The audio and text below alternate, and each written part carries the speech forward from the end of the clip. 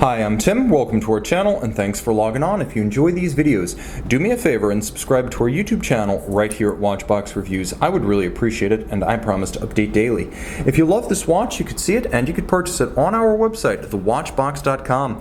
And today we are discussing an 8.5 million serial number, Rolex Datejust 16200. So this is the 16200, 36 millimeters in stainless steel with a domed profile bezel. The watch has its original Rolex tritium dial in lovely sunburst blue. This is a sapphire crystal generation watch. 36 millimeters in diameter. It measures 43.9 millimeters lug-to-lug with a 20 millimeter spacing between the lugs and a total thickness of 11.6 millimeters.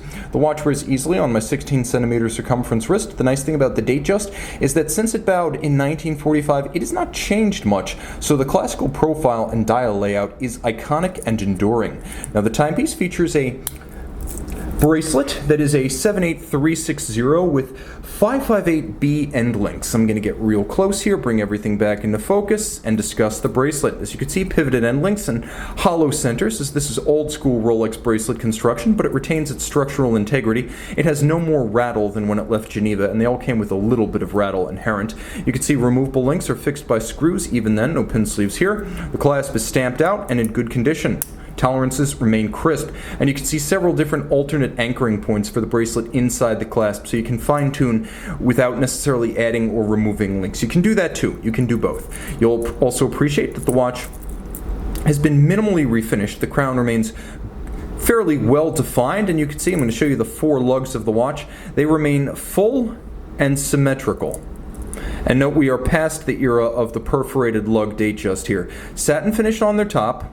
See well from end on, they are symmetrical from side to side, and polished on the flank. There is a graceful traditional Rolex case profile. The bezel has a little bit of a vertical portion and a domed profile, and we are in the era of the sapphire crystal. This is an early sapphire crystal Datejust, but sapphire nonetheless. The dial, signed T, and true to form, there is a slight ecru tritium patina about the small plots of lume on this dial. The indices, the crown, the hands, all white gold to resist tarnish and oxidation over time, and the dial is a true survivor. It is outstanding, it's lustrous, it's unmarred by either moisture or watchmaking, and you can see there's a cyclops eye over a date, and the watch features both quick set as well as hacking seconds. There's your hacking seconds. There's your quick set.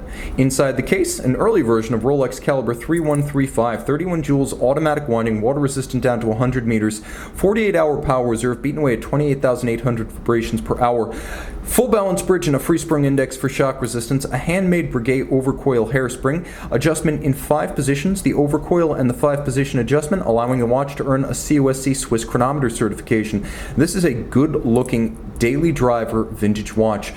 Late 1980s is true vintage, and an 8.5 million serial certainly qualifies, but you can get into the game without spending an arm and a leg, or perhaps a redundant organ on the black market. Get into vintage Rolex at an affordable and friendly price with an iconic model with this Rolex Oyster Perpetual Datejust 16200 on the Watchbox.